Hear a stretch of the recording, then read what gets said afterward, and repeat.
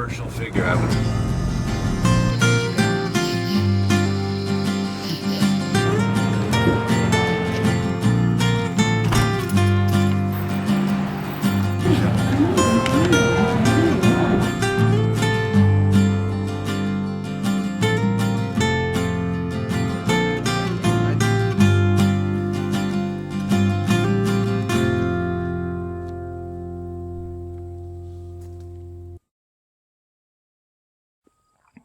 Home.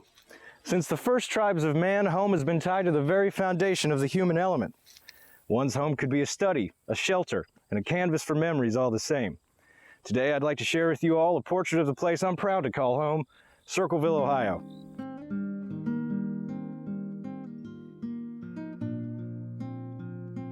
Circleville, Ohio started as a settlement of colonists and European Americans migrating westward after the American Revolution way back in 1810, shortly after the formation of Pickaway County in January 12th of the same year. Circleville was made a town in 1814 and was officially recognized as a city on March 25th, 1853. I was actually born in a city, or a village rather, just south of Columbus called Obetz. My earliest memories of old round town were trips to the acclaimed Circleville Pumpkin Show in the fall. And it wasn't until my burgeoning interest in Gothic country music in my teens did it point me to this sleepy city.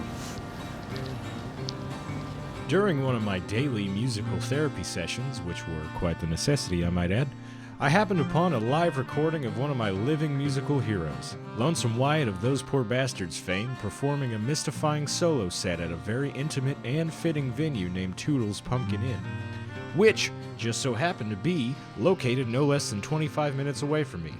My mind was blown well out of the back of my head. Now, the story doesn't end there, but before we get caught up to the present day, I think it's time to look a little bit further back into Circleville's entertainment history. A man whose name is more than just a legacy, Mr. Ted Lewis. Ted Lewis was actually born Theodore Friedman on June 6, 1890 in Circleville, Ohio. He was one of 5 brothers, and his parents owned Friedman's Bazaar, which was actually a women's clothing store. As a young man, Ted would help around the family shop, much to his own disinterest. A natural entertainer, Ted Lewis took to playing piccolo around the age of 9. He continued music throughout school when he played both piccolo and his soon-to-be signature E-flat clarinet.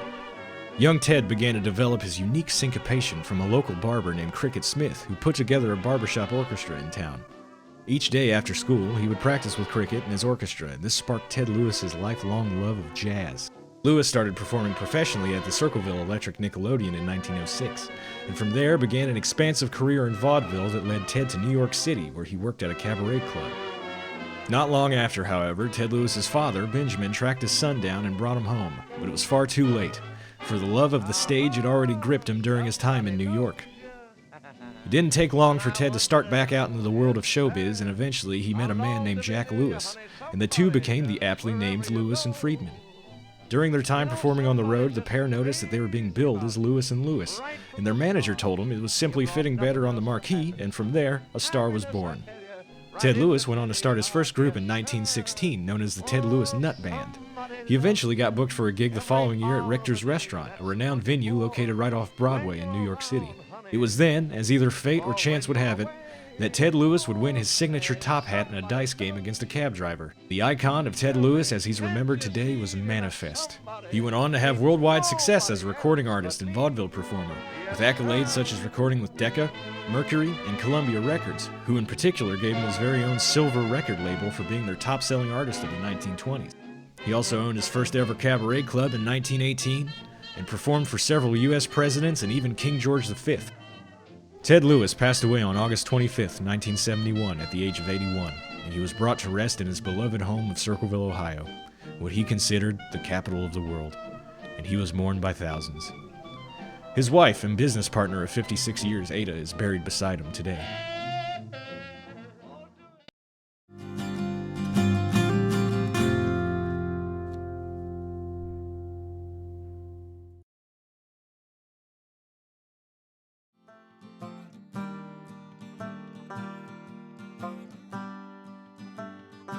The Circleville Pumpkin Show started in October of 1903 when the mayor, George R. Haswell, decided to put together an exhibit at his home off Main Street.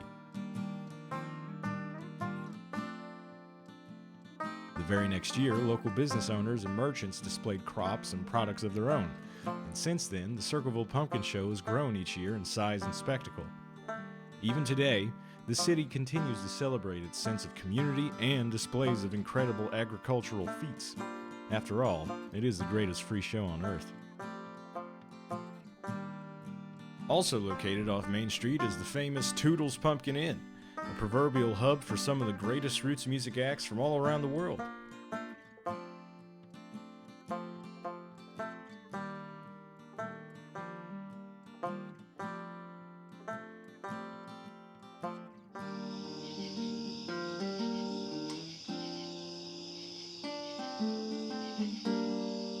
So, I'm sure you're wondering by now, what's this roots music I keep hearing about? And frankly, I'm glad you asked. Sure, we could sit here and quantify in a few sentences about, sonic and visual aesthetics, and of course how many punk covers are involved. But to me, roots music is not only a cultural entity that can connect the past to the present, but also a relatively underground community that's full of cutting-edge exuberance and art that we haven't really seen before. But don't just take it from me. How about we go straight to the source and see what roots music means to some of the active players in the game? We had the immense pleasure of meeting with the Whiskeydick fellas before a gig at Tootle's. We're rolling here. I'm just gonna tap this bitch. Ready? Perfect.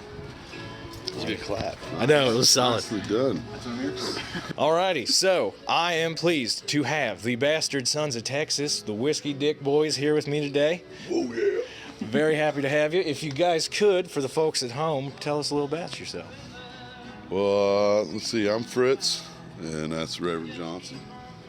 And we're in a band called Whiskeydick from Fort Worth, Texas. And we've been playing together, music together, about 15 years. And touring for the last almost 8 years, all over the States and in Europe. And we got 6 studio album releases right now. And we're working on the 7th, getting there. Cool. But yeah, we just come from metal bands and started jamming and hanging out together a long time ago and writing music together and been doing it ever since and loving it. Absolutely. Yeah.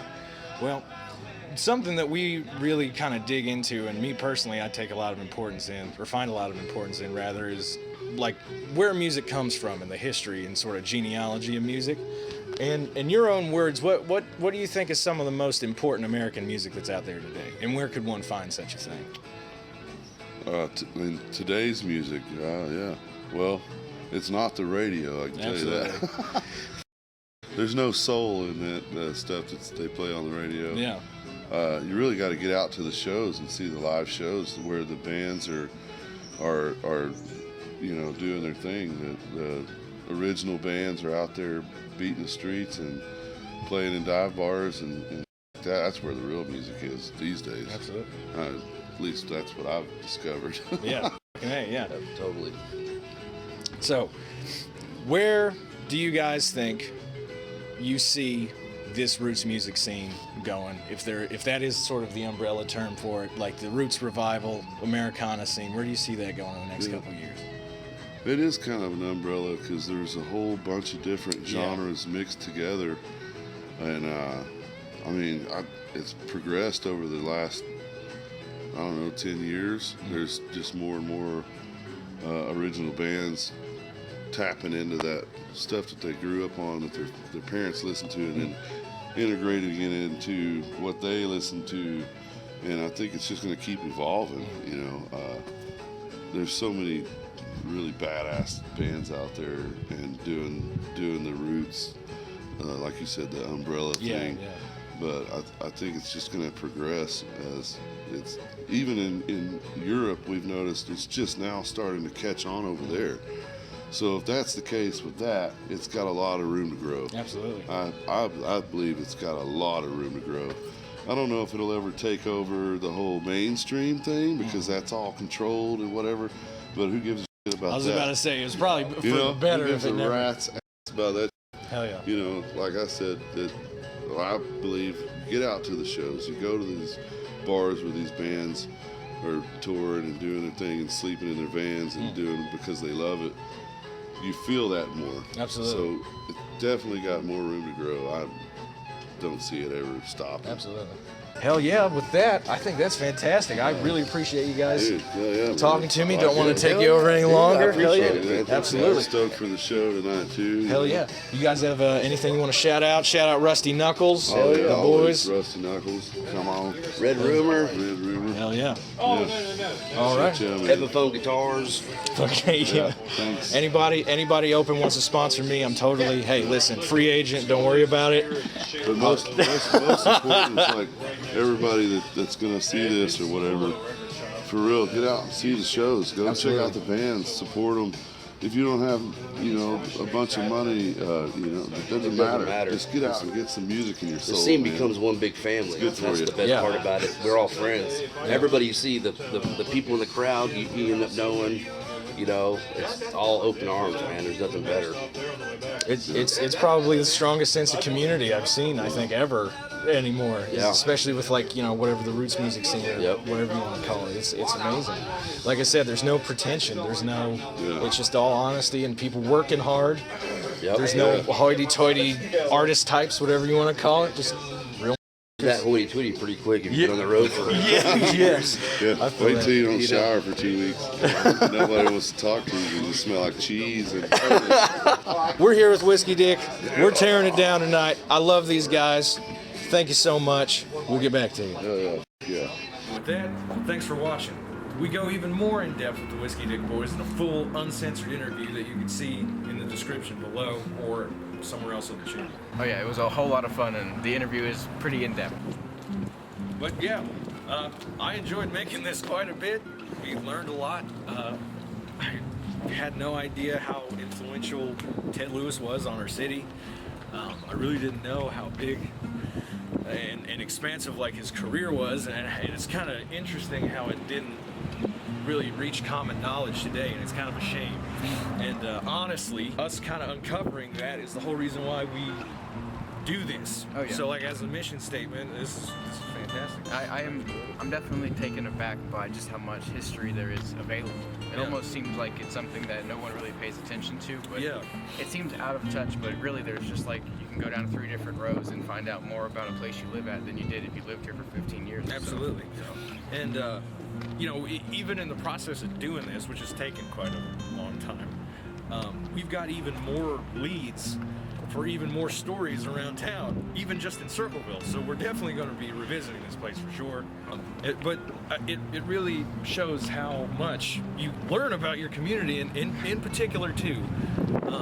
I never really noticed how integral places like museums are to communities, and I think there needs to be a lot more sort of involvement, and people should really check out the museums and conservatory sort of places that have so much information and just under your nose, man. But no, I think we got some great leads. I think we've got some stuff that we'll be working on, and I definitely I'm very excited for what's to come, for sure. Absolutely. Till next time, boys. We'll see you on the road. Home. Since the first tribes of man, home has been tied to the very foundation of the human element. One's home could be a shelter, a study, and a asshole.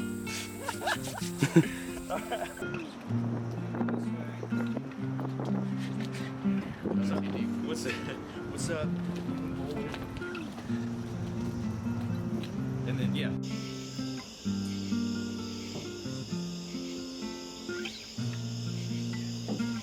Shut that go. Yeah.